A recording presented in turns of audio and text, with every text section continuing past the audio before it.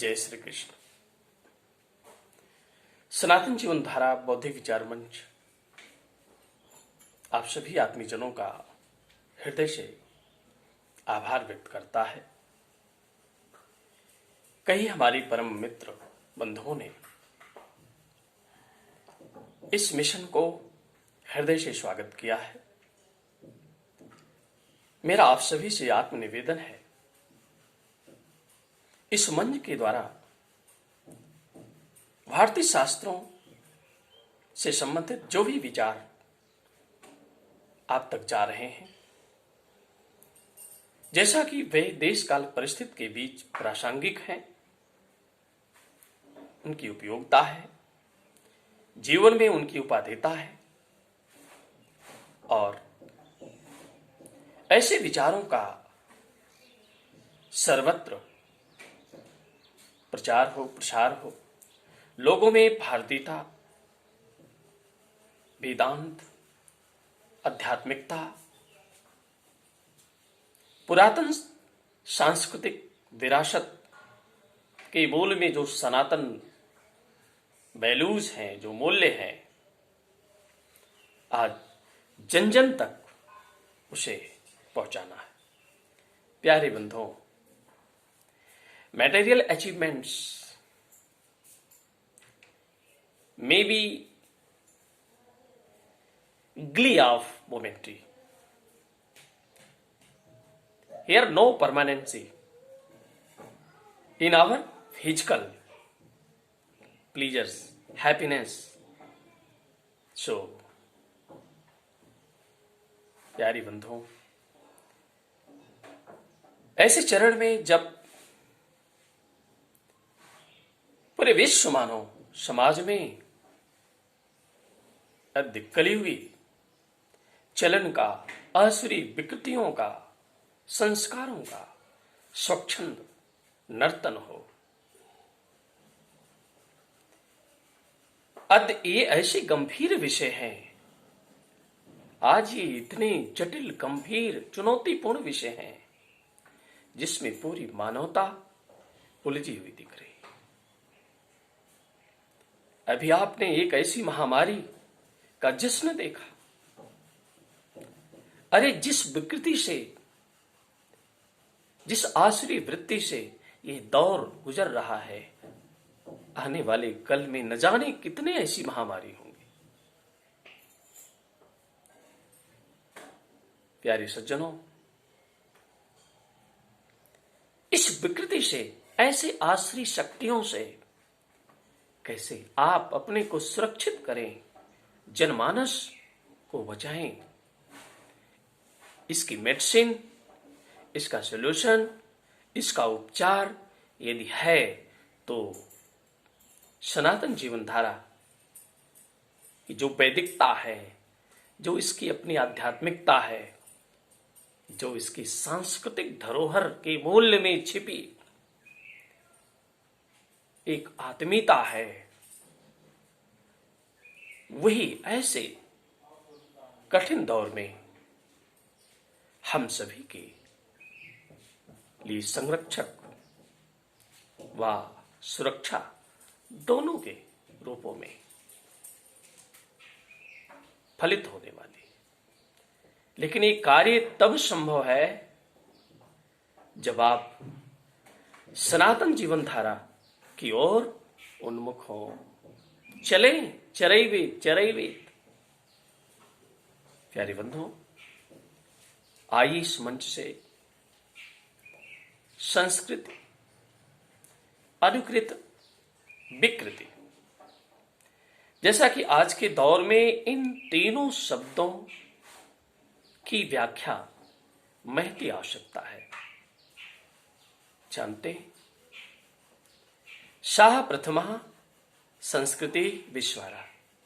प्यारे बंधु, यह धरा, इस धरा के मनीषा पितामह ब्रह्मा की उस सृष्टि में निहित जो संस्कृति है, जो मूल्य है, उसको कितनी पवित्र पुनीत दृष्टि से अपने को केंद्रित किया और उसके सार को पाया। सह प्रथमा संस्कृति विश्वारा, अरे पितामह ब्रह्मा द्वारा सृजित ये चराचर जगत के मूल में निहित जो ये दिव्यता है, भव्यता है, सौंदर्य है, ये आपके जीवन ही नहीं चराचर विश्व के बीच ये प्रथम संस्कृति है। और उसके द्वारा निष्पन्न निकला जो ये स्वरूप है बृहद जी, ये दिव्य सभ्यता है। उस दिव्य सभ्यता के बीच तुम्हारा भी भोग है, तुम भी उस संस्कृति के भोक्ता हो, उस सभ्यता के बीच आनंद को चखने वाले हो। लेकिन ये संभव तभी है जब मनुष्यों के द्वारा दिखाए गए उस चलन पर चलोगे। प्यारे बंधु, सम उपसर्ग क्रिय धातु संस्कृति, प्रा उपसर्ग क्रिय धातु प्रकृति, अनुपसर्ग क्रिय धातु अनुकृत, विउपसर्ग क्रिय धातु विकृति। बड़ा गंभीर संशय है। जिस चलन में सुंदर क्रियाओं का आरोप हो वो संस्कृति है। जिस चलन में विशिष्ट क्रियाओं का समावेश हो और जो सबके लिए गुणकारी हो, आनंदप्रद हो, सबका भरण पोषण करने वाली प्रकृति है। अनुकृति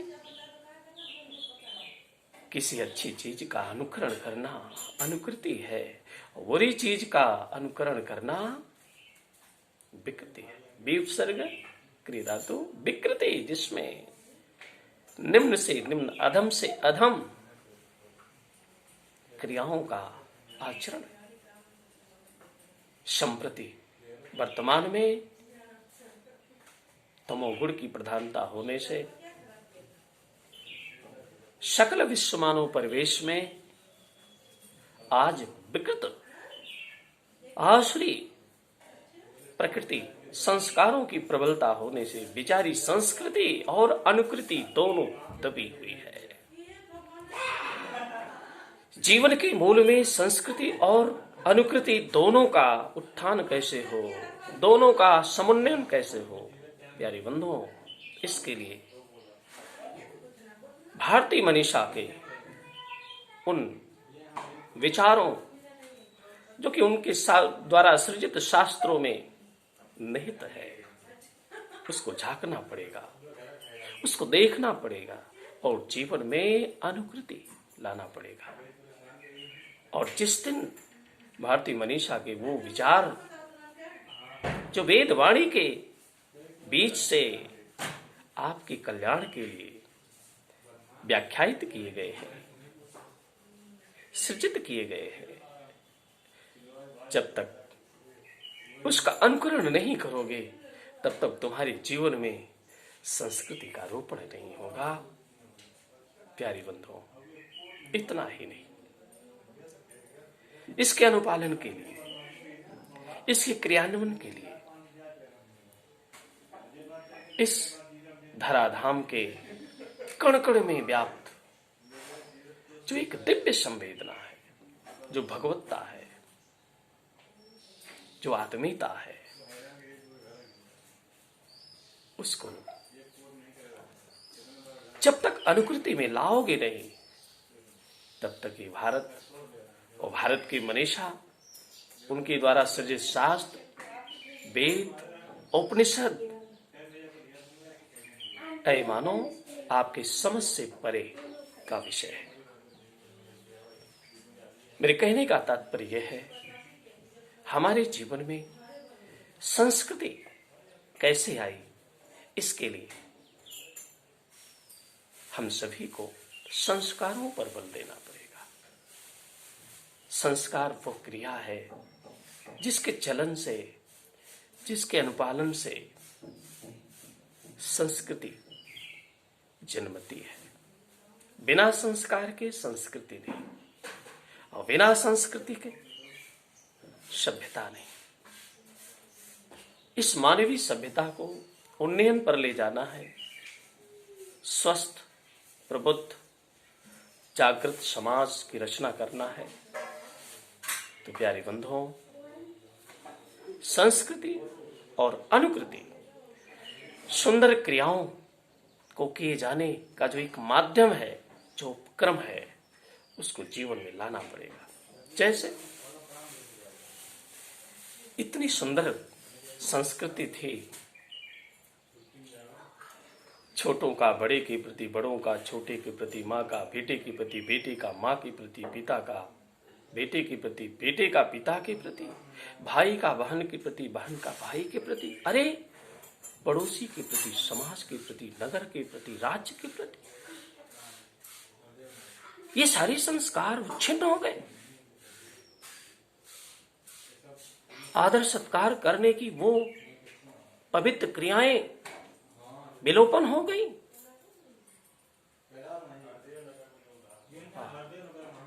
पशुओं की तरह खड़े खड़े होकर भोजन करने की प्रकृति आ गई।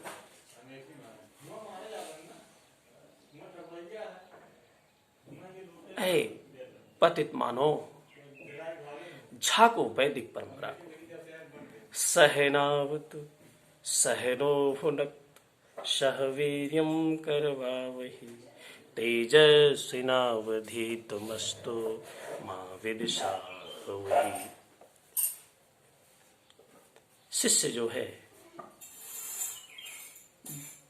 गुरुकुल प्रवेश में कैसी वंदना को जनमानस के बीच चलन में लाने की एक परंपरा बनाई।